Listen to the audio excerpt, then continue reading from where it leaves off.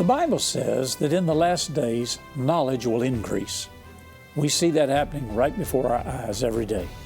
It's amazing the technology we have.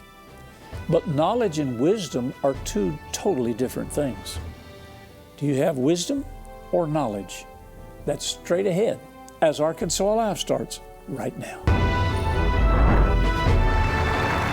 There's so much for us to glean from this teaching on wisdom and understanding. I stopped yesterday in Proverbs 1, and I'd like to start there today. The fear of the Lord, this is verse 7, Proverbs 1:7. The fear of the Lord is the beginning of knowledge, but fools despise wisdom and instruction. I mentioned to you the 7 pillars of wisdom. That's in the first 6 verses. This is key in understanding the wisdom of God. The word proverb means to rule. It's a Hebrew definition, a Bible doctrine set in a 2-line poem which rules and governs the life of a believer. I had the Lord speak to me several years ago what I call my proverb. I just waked up in the morning, and that's when God speaks to me most of the time. And all of a sudden, He spoke to me and said, "What you know, you know. What you think you know, you don't. And what you don't know, you will." That's a proverb by definition. That's a doctrine, that's a Bible doctrine set in a 2-line poem. The purpose of a proverb is to teach wisdom and instruction. To live a rewarding and meaningful life, to live the abundant life. Wisdom is the key word in the book of Proverbs. And it says, above all you're getting, get understanding. So these two go together, wisdom and understanding. The source of wisdom is God and His Word, by meditation, by fellowship. I'll read some scriptures illustrating that in just a minute, but I want to go on reading this because this is a key element for our culture today. In Proverbs 1, verse 7, the fear of the Lord is the beginning of knowledge, but fools despise wisdom and instruction. If you flip over to verse 24, remember it said, fools despise wisdom and instruction. This is why our culture is in the shape it's in right now. We've had fools who despised wisdom and instruction and didn't want God involved. And so therefore, He turned us over to a reprobate mind. The first chapter of Romans, let's go over there, and then we'll come back. First chapter of Romans, we see this same language. In Romans chapter 1, and let's read, let's skip down to verse 25. People who changed the truth of God into a lie and worshiped and served the creature more than the Creator. For this cause God gave them up to vile affections. Even their women did change the natural use into that which is against nature. And likewise men, leaving the natural use of the woman, burn in their lust one toward another. Men with men, working that which is unseemly, and receiving themselves the recompense of their error, which was fitting. So all this business about homosexuality, lesbianism, transgenderism, all of this is covered in Romans chapter 1. And it said they did not like to retain God in their knowledge, verse 28. So God gave them over to a reprobate mind. If you're listening to the secular news and you hear everything that the Equality Act is going to do in our nation, our country, if it's made law, you're thinking to yourself, what is the matter with these people? Are they crazy? Yes, they are. They have no knowledge. They have no judgment. they have no wisdom, and they have no understanding. And it's because they did not want to retain God. They did not want to acknowledge God. Now that's the root of the whole thing. You wonder what's motivating them, what's their agenda? They hate God. They did not want God in there. And they'll say totally to the contrary. They'll act religious, talk religious, but by their actions, you see what they believe. It doesn't make any difference what they say. It's what they do. And so they did not like to retain God in their knowledge. God turns them over to a reprobate mind to do those things which are not convenient. And here's the list of everything that you're going to see in that type culture. Unrighteousness, fornication, wickedness, covetousness, malicious, full of envy, murder, debate, deceit, malignity, whisperers, backbiters, haters of God, despiteful, proud, boasters, inventors of evil things, disobedient to parents, without understanding, covenant breakers, without natural affection, implacable and unmerciful. Now let's go back to Proverbs chapter 1, and let's pick up because he said they're disobedience to parents. God had a standard. He had a method for teaching and modeling wisdom, and that was the family, the Christian family, the family of God. Actually, before Christ came, even in the Jewish family. Go back to Proverbs chapter 1, and let's read beginning at verse 8. Proverbs 1:8. My son, hear the instruction of your father, and forsake not the law of your mother. Now, fathers, get this. God set you in the family for the purpose of instruction. Now, every time you see or read or hear comments, literatures, cartoons, movies, where the father is made out to be a buffoon, he's an idiot, he's made fun of, made light of, or non-existent, that is a slap at God's plan, his agenda. Because he said the father was to be the instructor in the family. This is where wisdom comes from. I'm talking about being taught. Fathers are to instruct their children. Of course, today, the spirit of rebellion has risen up in children, and now even children can sue their parents if they don't want to abide by what they say. So the father, he said, my son, hear the instruction of your father. My earthly father, and I thank God for him more every day as I go on in this culture, he was of the greatest generation. He went through the Great Depression, served in World War II, came back and helped rebuild America. He was a businessman. He worked in the community. He was a member of all of the civic organizations to help be a blessing. And my father taught me everything I knew. He was my instructor before I went to school for the first 6 years, and then even when I was in grade school and in high school. My father taught me. He instructed me. Do you understand that? That's why the fatherless family is so endangered today. That's why Satan is able to come in and steal, kill, and destroy. The father, the absentee father family is vulnerable because God's mode of operation, his method, was for the father to instruct in wisdom. And my father had a lot of wisdom. I didn't always understand it. I didn't always agree with it, but I obeyed him. I listened to him. Why, you say? Because he was my father. And you have to understand, I grew up in a generation where that meant something. He obeyed his father, I obeyed my father. It was transitioned down through the generations. Now listen to this one. And forsake not the law of your mother.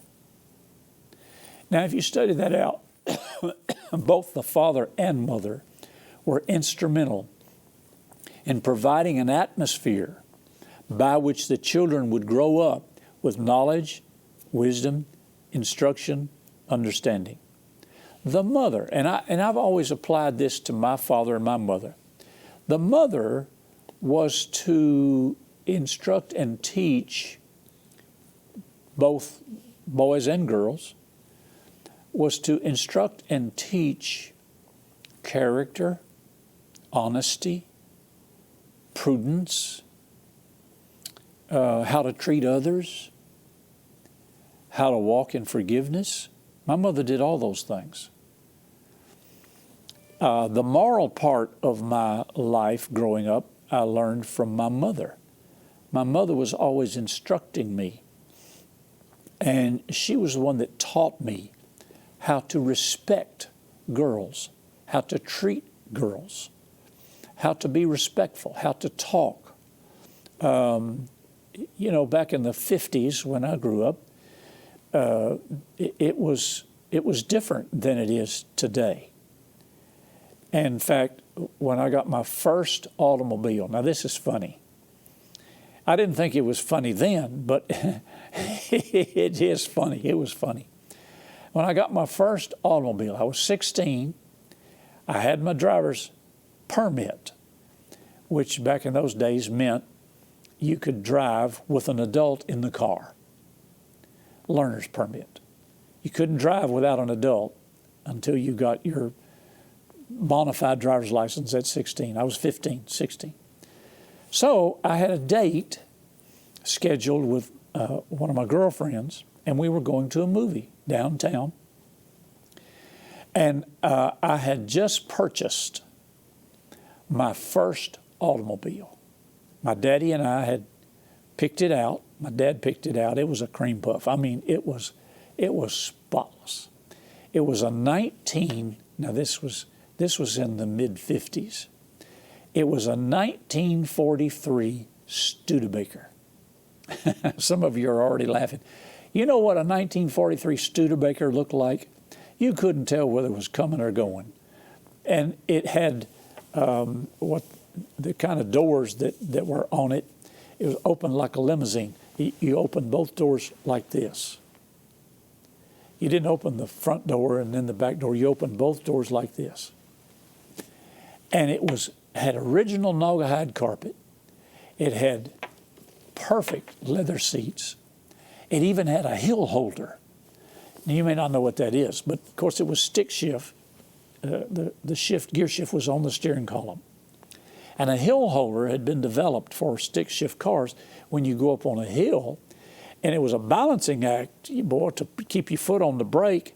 And then when you got ready to go at a stop sign or a traffic signal, got ready to go up the hill, you had to be pretty skilled to let go of the brake and let off the clutch and put your foot on the gas all at the same time to get up the hill. And the idea, the key is to do it smoothly so the car's not jerking like this. Well, this car had a hill holder. It was kind of like the emergency brake. It was a pedal down on the floor, and you'd push that hill holder on. You could put the car in neutral and just idle until the light changed or the traffic allowed you to go, and you put it in first gear. You let out on the clutch. When you let out on the clutch, the hill holder released, and it was just as smooth as it could be. So I was going on my first car date, but I didn't have a full license yet. So my father rode in the back seat of the car, went over to the girl's house, picked her up. My mother had taught me, now you go up to the house, you knock on the door. If the parents come to the door, you greet them, you tell them who you are, what you're there for. You tell them where you and their daughter are going and when you will be back. And you take her out to the car. You open the door for her and let her get in. And of course, I let her get in the front seat. And there's my daddy sitting in the back seat of the car, just like this. I never did ask her how she felt about that. My dad being in the back car, she may not even remember it.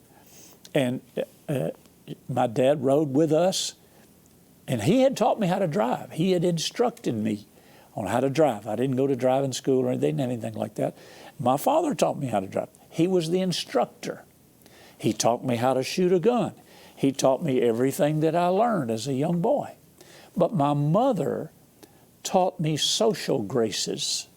You understand what I mean by that? I don't think many people know what that means today. My mother taught me the social graces. And she said, when you walk down the sidewalk, which we did to go to the movie theater, she said, you walk on the outside next to the curb. Protect your date. You don't walk on the inside and make her walk out by the curb. You walk by the curb, and she's protected by you. You're between her and whatever automobile or whatever. And you go in, you open the door for her, you go sit down. Movie was over. I had to go outside in the lobby of the theater. Now, mind you, this is probably 55, 6, 7, something like that. And and I had to make a phone call. I had to call my father, because when we got out of the movie house, he took the car home. And I had to call him to come bring the car back.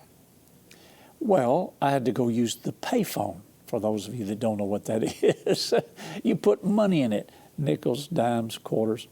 And I put the money in. I called my house. Daddy answered. I said, we're ready. You can come bring the car. So he brought the car. We wait in the lobby. We go outside. He pulls up to the curb. I go out. I open the door. She gets in. And I get in the driver's side, and I drive her to her house. Daddy's in the back seat.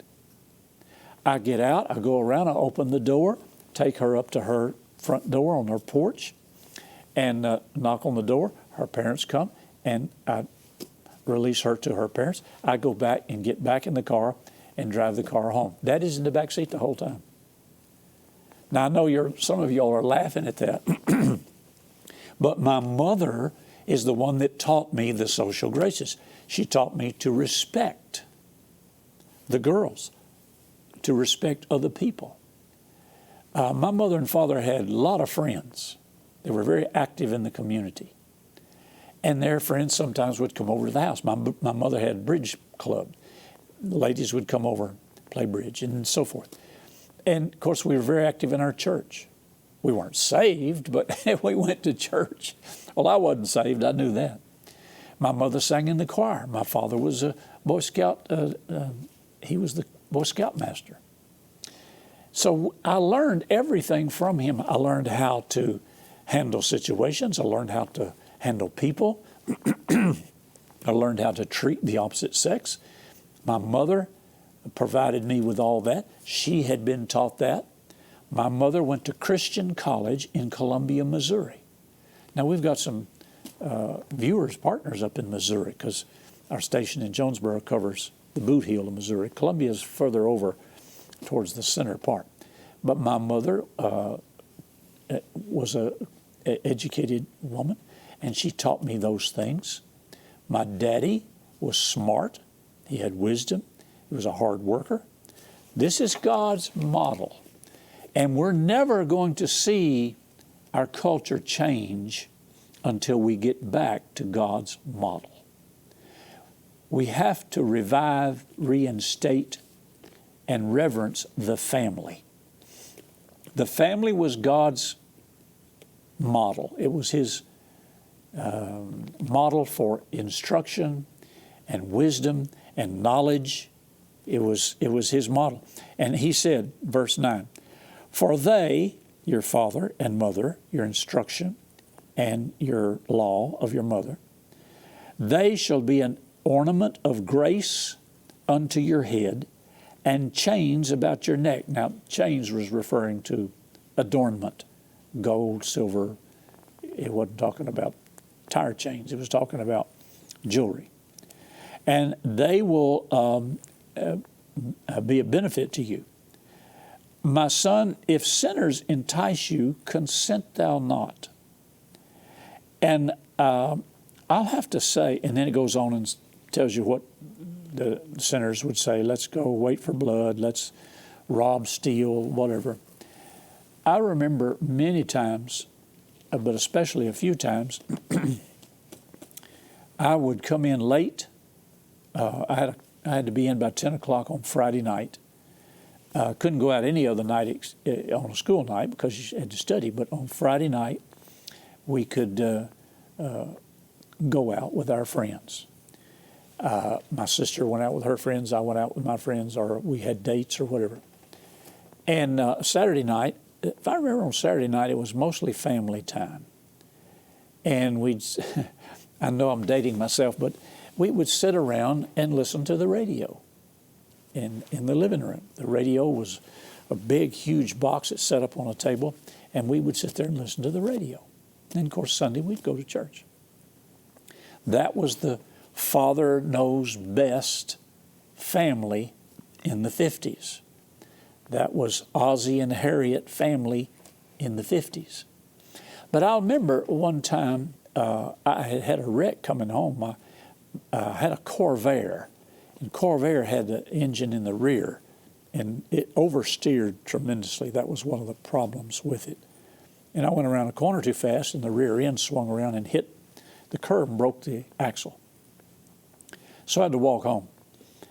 And I got home after my curfew and walked in the house, and Mom, they never locked the house. You didn't need to lock the house, and the back door wasn't locked. And so I walked in, and of course the den was dark, and all of a sudden I heard this voice, "Bubba, are you all right?"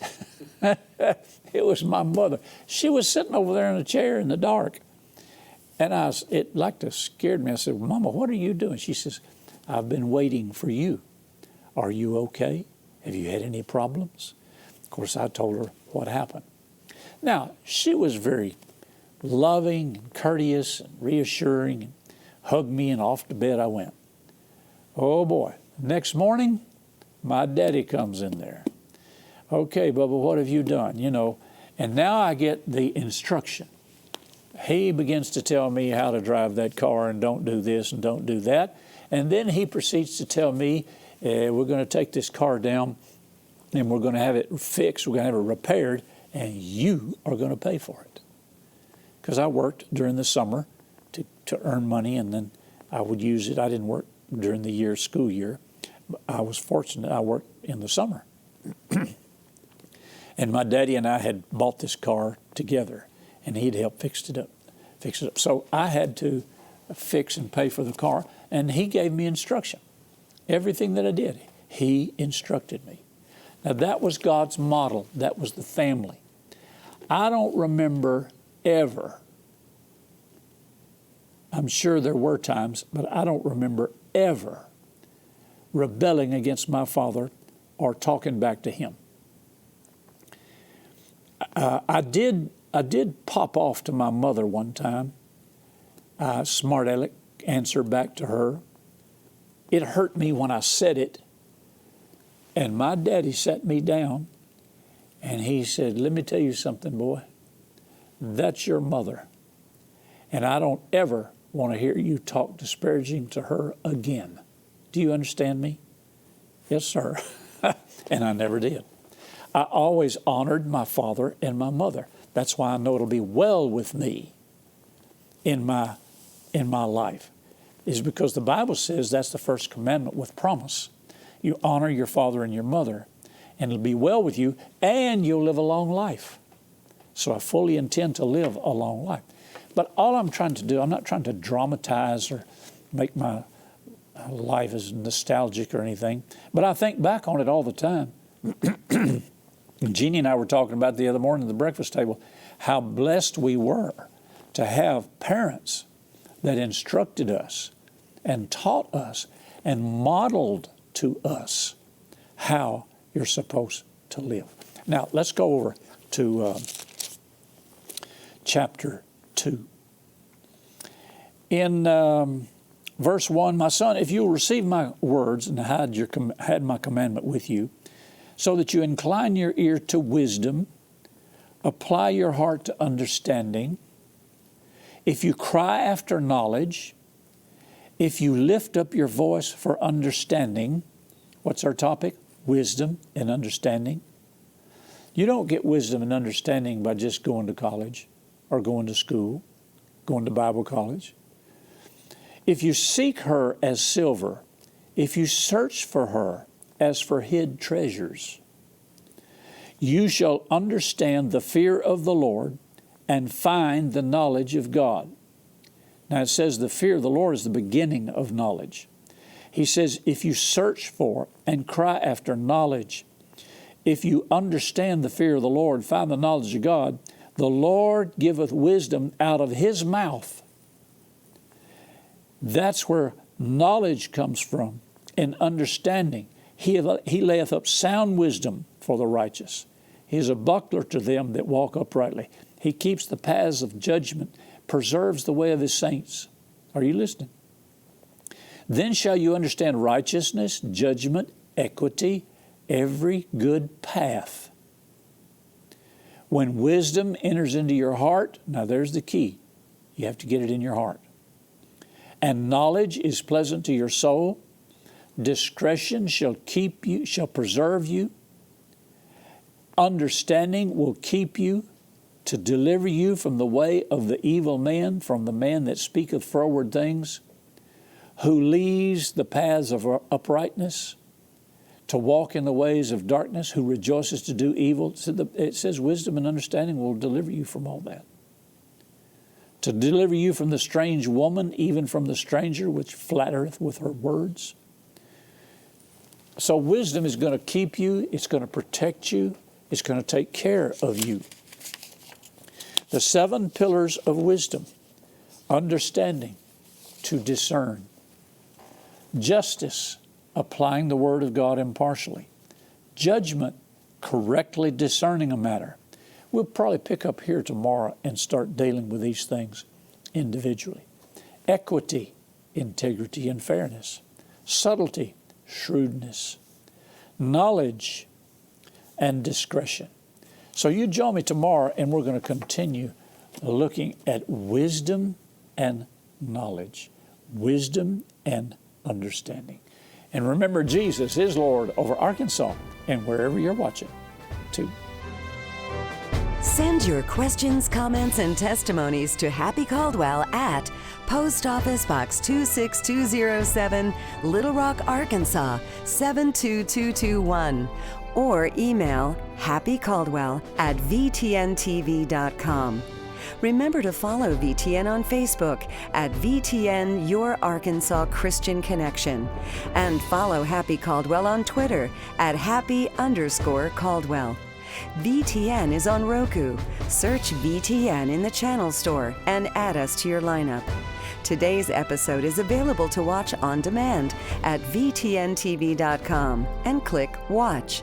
You can also watch VTN via live stream at VTNTV.com.